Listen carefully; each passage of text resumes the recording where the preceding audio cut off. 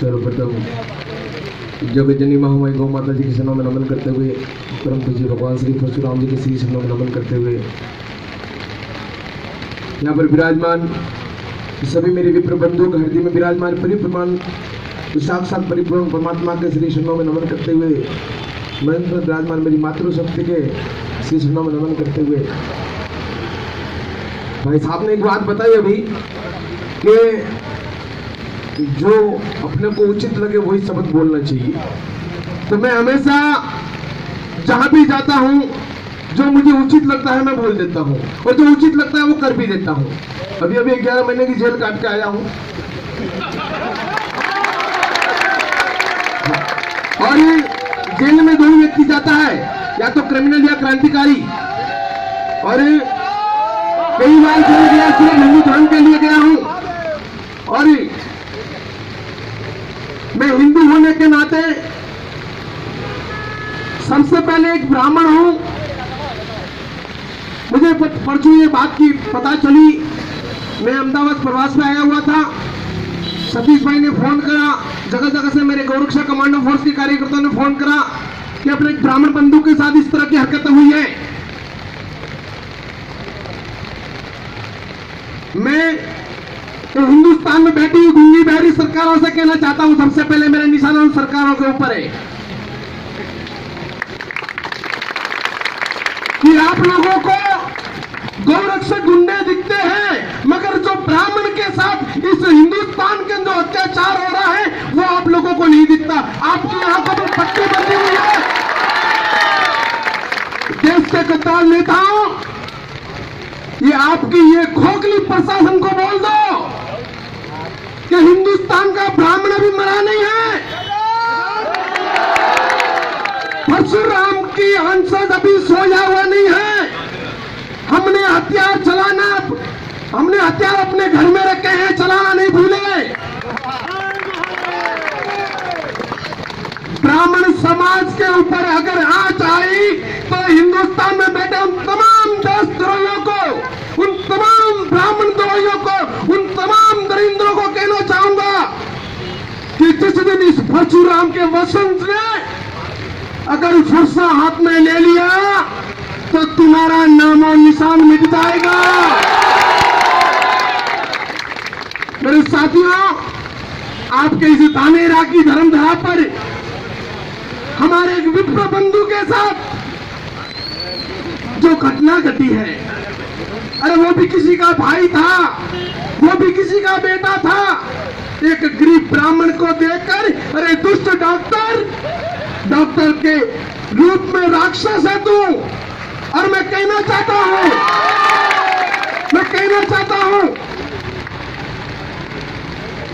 बनासकांठा की प्रशासन से, मैं कहना चाहता हूं गुजरात के प्रशासन से कि जो भी ये कमेटी आप लोगों को समय दे। मैंने तो ठान के आया था कि 72 आवर्स, ओनली 72 आवर्स देने का, मगर यहाँ के जो भी लोग उचित समझे वो समय आपको मिलेगा। मुझे ये अंग्रेजों के बनाए हुए गुलामी कानून पर थोड़ा बहुत भरोसा करना पड़ रहा है, क्योंकि मैं मजबूर हूं, भारत का निवासी हूं।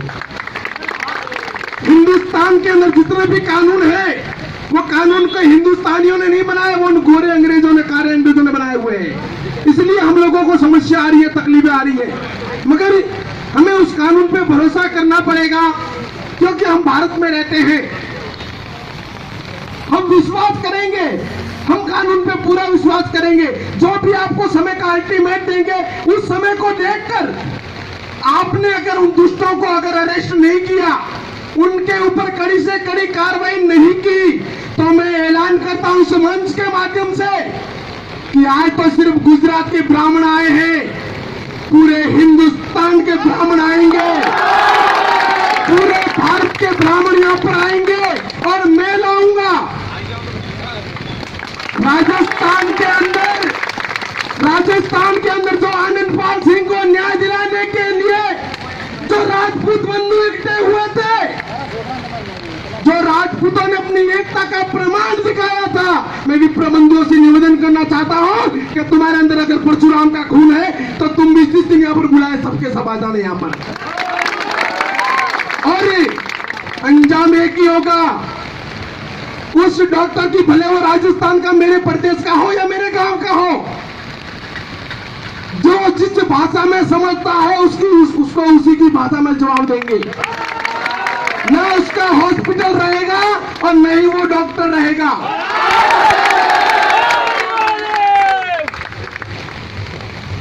जब हम लोग कुछ काम करते हैं, हिंदुत्व के लिए कुछ काम करते हैं, तो तुम लोगों को हम गुंडा रखते हैं बेशर्मो। और इस देश के ऊपर सरेआम, इस देश की सड़कों के ऊपर सरेआम कुछ कुत्ते भागते हैं ब्राह्मणों के खिलाफ। हम चुप बैठे हैं इसलिए कि हम देश की मर्यादा रख रहे हैं, देश के कानून का पालन कर रहे हैं। और जिस दिन हमने अगर कानून हाथ में लिया तो इतिहास उठा के देख लो, जब ब्राह्मण बोला है राज सिंहासन बोला है, इतिहास उठा के देख लो कि ब्राह्मण ने जिस दिन हथियार उठा लिया तो ना तुम्हारी पुलिस काम आएगी, ना तुम्हारी आर्मी काम आएगी, ना तुम्हारा ये नेताओं काम आएंगे। मैं सम्मान करता हूँ आर्मी का और पुलिस का, सभी का, मगर मैं कह रहा हूं ब्राह्मणों के ऊपर अत्याचार बर्दाश्त नहीं किया जाएगा। इस देश के दोगले नेता कुछ हमारे बारे में, कुछ धर्म के बारे में उठपटांग काम करते हैं, बयान देते हैं, बयानबाजी करते हैं, उनके ऊपर कोई कार्रवाई नहीं होती। और आज 20-20 दिन हो गए, एक ब्राह्मण के ऊपर वो बंदा कोमा में पड़ा हुआ है, उसके बीवी बच्चे माँ बहन रो रहे हैं, तड़प रहे हैं। यहाँ पर वो बंदा कोमा में पड़ा हुआ है और आपकी बनासकांठा की पुलिस अभी तक सोई हुई है। मैं पूछना चाहता हूं बनासकांठा की पुलिस प्रशासन से, किसी का दबाव आया है ऊपर आपके, या कुछ लेन देन की बात हुई है?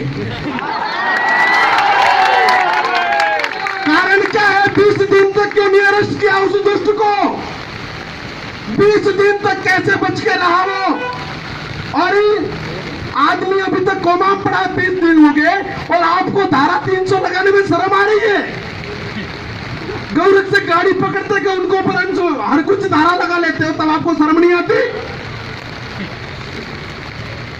मेरे देश के नौजवान साथियों, मेरे विप्र बंधुओं, मैं आप लोगों से पुनः निवेदन करना चाहूंगा और पूरे भारत से, इस मीडिया के माध्यम से, ये भारत में बैठे हुए तमाम विप्र बंधुओं से, उन तमाम परशुराम के वंशजों से, कि अब हमें एकता का प्रमाण दिखाना है।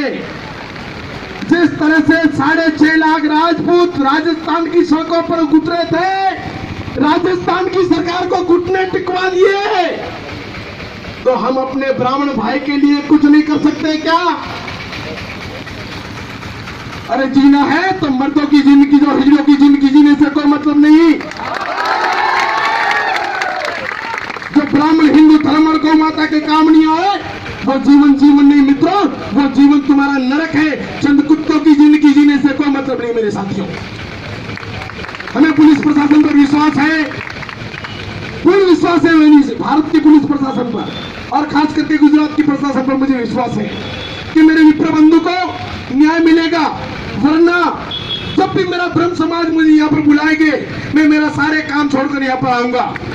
और इस मंच के माध्यम से आज पुनः कहना चाहता हूं मैं आपको वापस, कि अगर सरकार ने जो अल्टीमेट देंगे, उस अल्टीमेट में अरेस्ट नहीं किया तो उसकी आज नामो निशान मिटा देंगे, नामो निशान मिटा देंगे। अगर मेरे बातों में आपको कुछ शंका हो रही है, डाउट हो रही है, तो एसएस टाइगर का इतिहास उठा के देख लेना। इसी के साथ अपनी वाणी को विराम दूंगा और जल्द ही मुझे विश्वास है कि इस बनासकांठा की पुलिस प्रशासन उस दुष्ट के खिलाफ कड़ी से कड़ी कार्रवाई करेंगे और उसका हॉस्पिटल सील होना चाहिए। सबसे पहले तो उसका हॉस्पिटल सील होना चाहिए।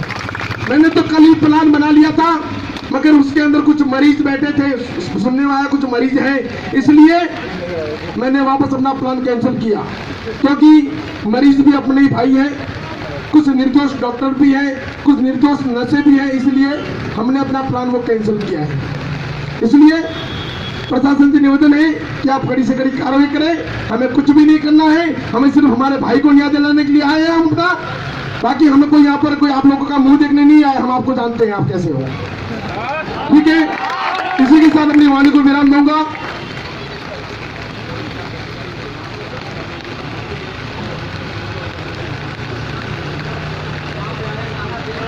और एक मेरा निवेदन, यहाँ पर पुलिस प्रशासन खड़ी है, मुझे पता है। पुलिस प्रशासन से कहना चाहता हूं मैं कि आपका कोई भी एक अधिकारी यहाँ पर आए और इस सभा को, इस ब्राह्मणों को शांति की घूंट पिलाए। हम कार्रवाई करेंगे, हम उस दुष्ट को अरेस्ट करेंगे, उस पर कड़ी से कड़ी कार्रवाई करें। प्रशासन का एक अधिकारी यहाँ पर आए और सभी ब्राह्मणों को शांति की घूंट पिलाए।